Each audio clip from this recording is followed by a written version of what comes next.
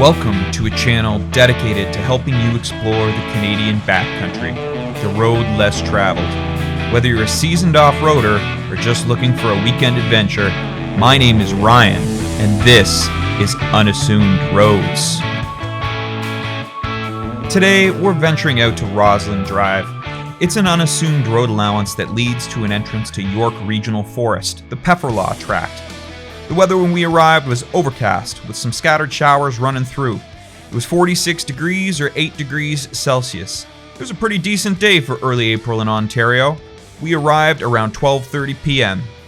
Roslyn Drive is approximately 3 miles or 5 kilometers northeast of Eudora, Ontario, about 2 kilometers south of the Pefferlaw Tract. I'll leave a link to the trailhead on Google Maps in the video description.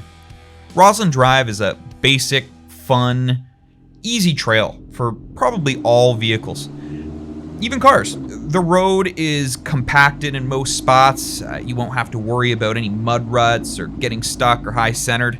At least in most weather conditions, I'd be cautious about using this trail.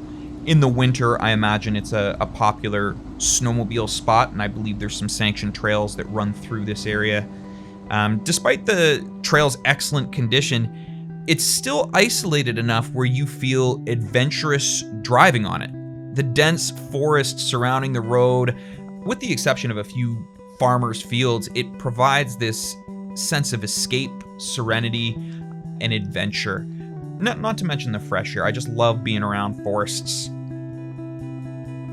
The road ends after about a kilometer, and then it turns into a walking path or an ATV path. I can't really tell, but it was pretty marshy and wet. Now you can head south on this trail, but I did observe a trail closed sign, no trespassing sign. I wanted to be respectful of that, so I decided I would take the drone up instead and just give you a bird's eye of how dense the forest and the surrounding area is. It is a really thick forest and an awesome spot to go for a little hike, and that's what I decided to do.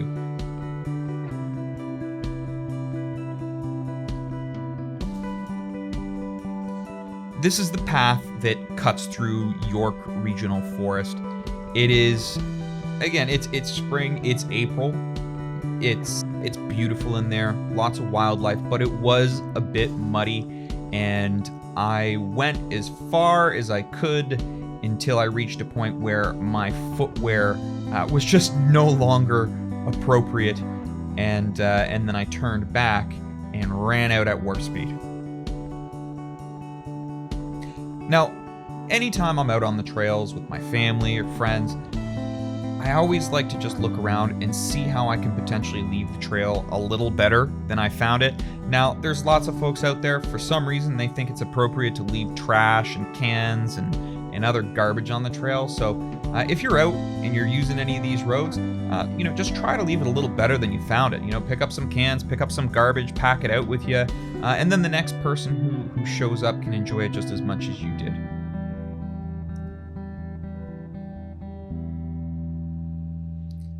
I think in total, including the walk, we were out at the trail for about 2 hours. So not a huge portion of the day. It took maybe 20 minutes to get in, another 10 to get out, and other than that, it was pretty uneventful. The main objective of this channel is to provide viewers useful information on trails you could potentially visit, what you can expect, how to prepare, and how these trails stack up against one another.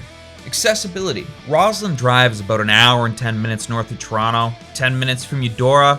It's accessible from a paved road, heavily traveled, and it scores an 8 out of 10. Trail length. Roslyn Drive can be reasonably completed in 40 minutes in most vehicles, provided you don't go for a hike at the end. It's only a kilometer long, and for this reason, it scores a 2 out of 10. Difficulty and drivability. Roslyn Drive is manageable for even a two-wheel drive Honda Civic, in my opinion, and for this reason, it scores a 9 out of 10. Vehicle requirements. Most of the year, Roslyn Drive should only require a two-wheel drive vehicle or even a car to explore. We've rated it a 9 out of 10.